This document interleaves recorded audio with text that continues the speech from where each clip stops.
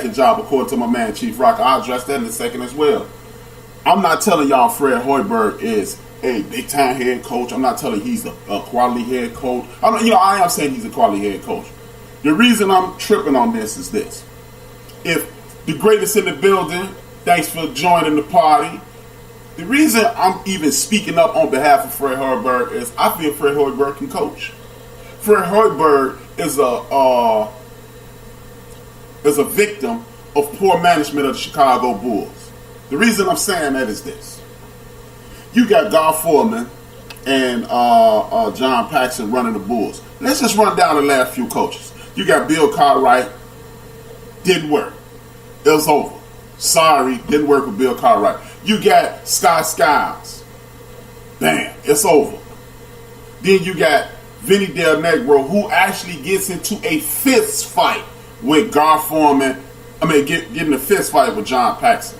Then you got Tom Thibodeau. It didn't work. We don't know what's going on. You suck. Get up out of here. Now, how is it that every coach that you are hiring is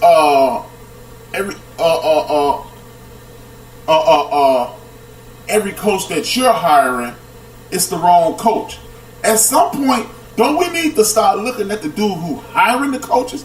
He never should have got the Bulls job. He came from Iowa State. What the hell?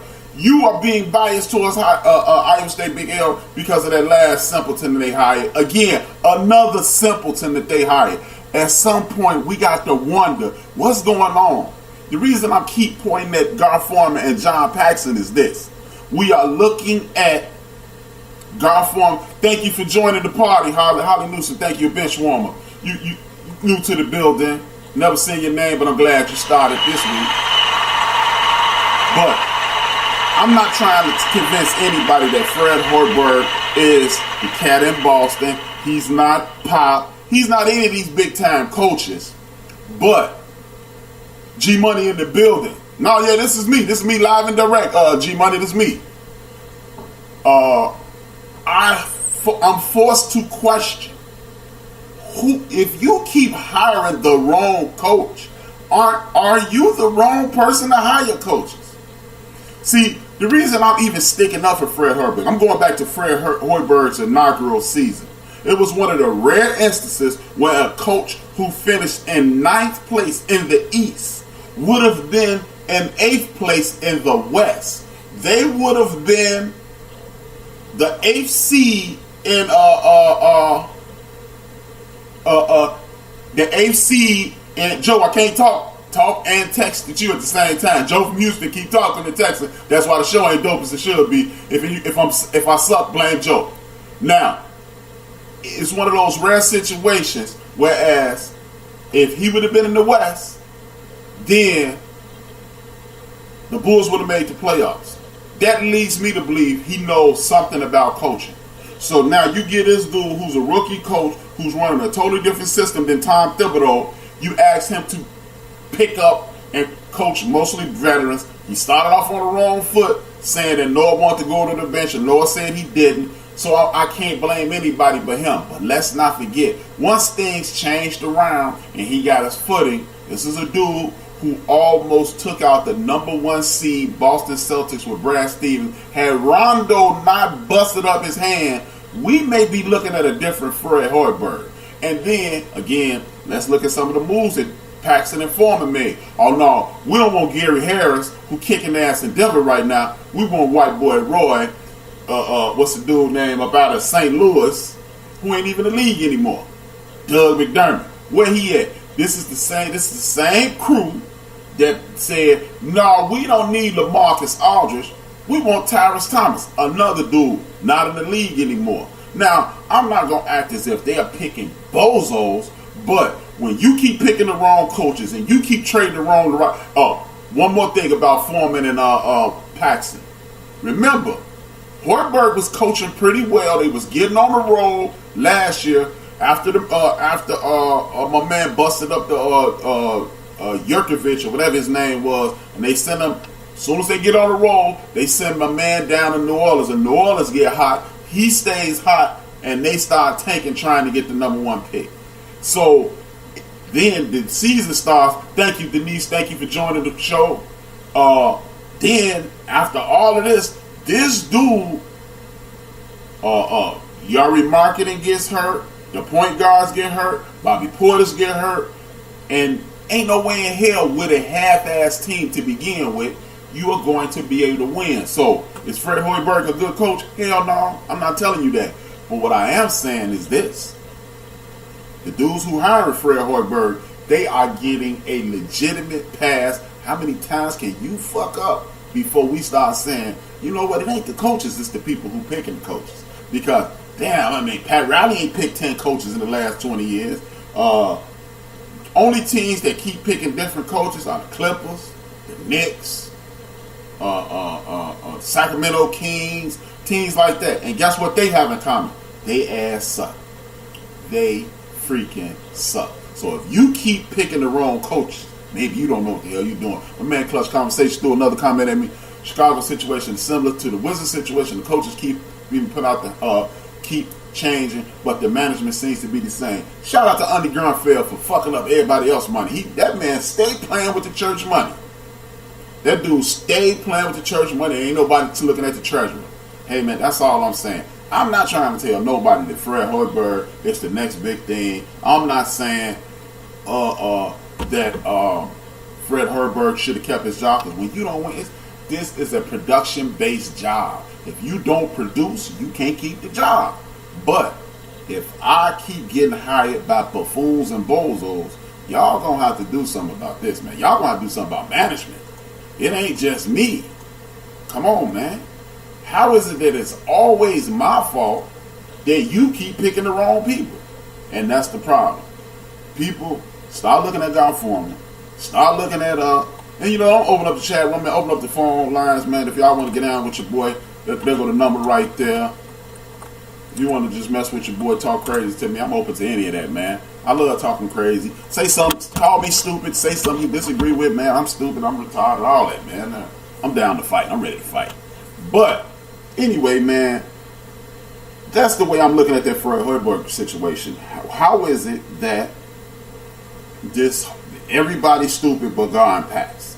I mean, damn, man, how many fucking wrong hires must you make before we realize, well, maybe these coaches do know what they're doing, and you are drafting Manny Moore and Jack, and then you get one or two right, and then we're going to keep saying, it's the coaches, it's the coaches, it's the coaches. Sometimes it ain't the Willies and the Joes, it's the dude who writing down the X's and the O's. That's all I'm saying, man. I mean, we can keep saying it's them, but, hey, they got to be something. Speaking of hiring coaches, now, Jim Boylan, from what I understand, he's a motivator, he's a communicator, and he knows his X's and O's. I've heard several guys in the NBA, I've seen tweets about guys in the NBA saying Jim Boylan, and no, this is the Jim Boylan from Cleveland, this is another dude, he's an older cat, went down to college, he made his bones down there, but it's not a diss to him, it's a big up to my brother Mark Jackson.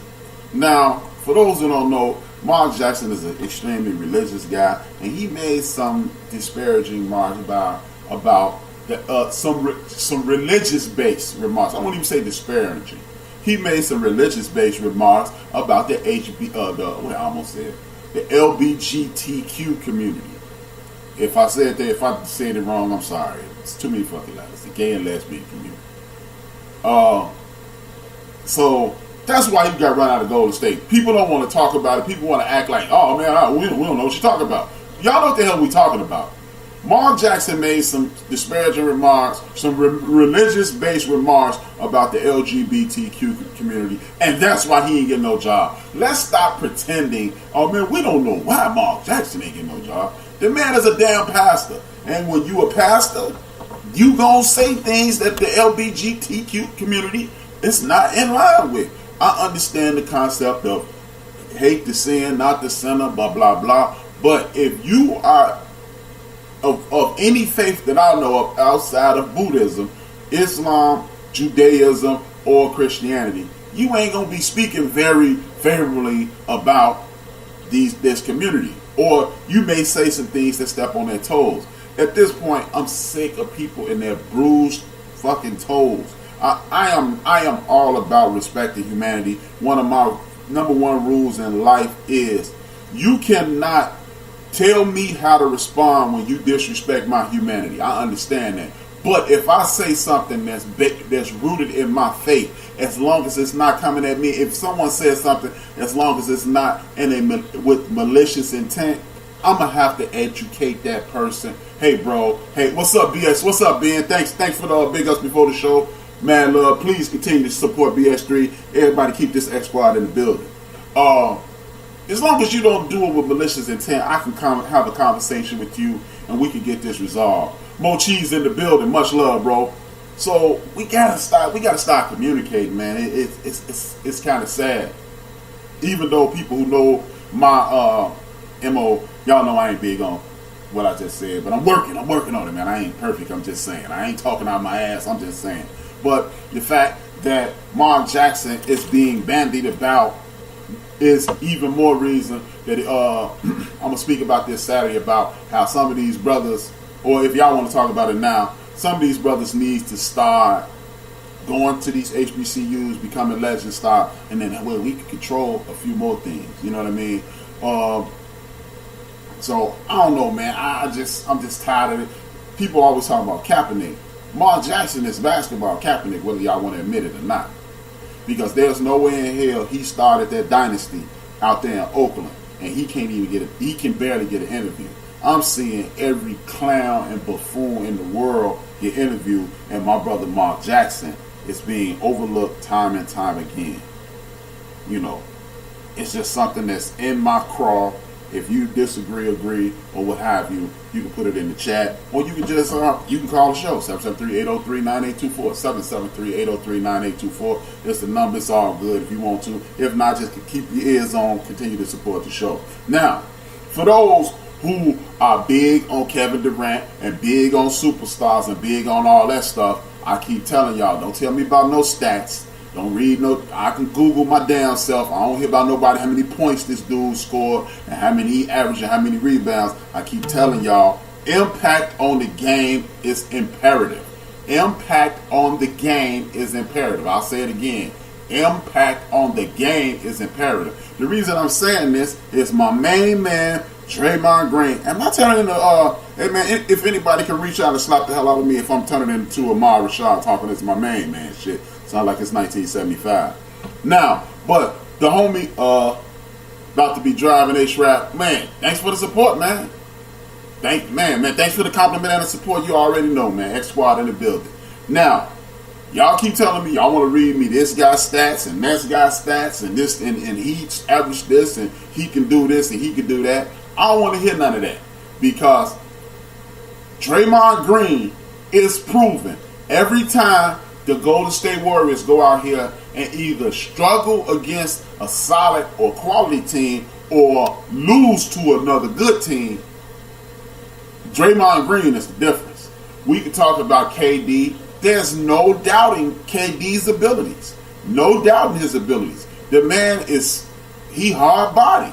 It ain't no way around it.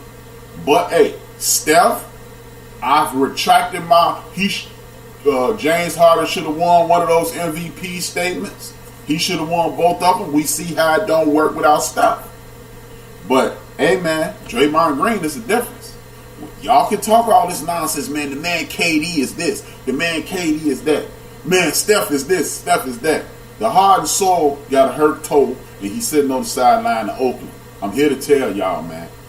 Them stats, y'all can Google, like I said, man, y'all can Google as much as y'all like. Y'all can tell me, well, what about this day? And what about on Thursday against this team and that team? When Draymond Green was on that court, the team works better. And as we see, and this is not please don't take this as a knock against Kevin Durant. Because it's not.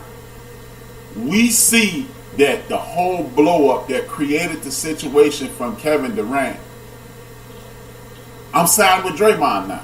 Because if Kevin Durant would allow Draymond to simply be Draymond, grab the ball off the rim, jet down the court, kick it back to a trailing Kevin Durant, he'd nail it all net, they go off the court, this blow up never happens. But Kevin Durant likes the spotlight. He likes the spotlight, but he don't want none of the smoke that come along with the spotlight.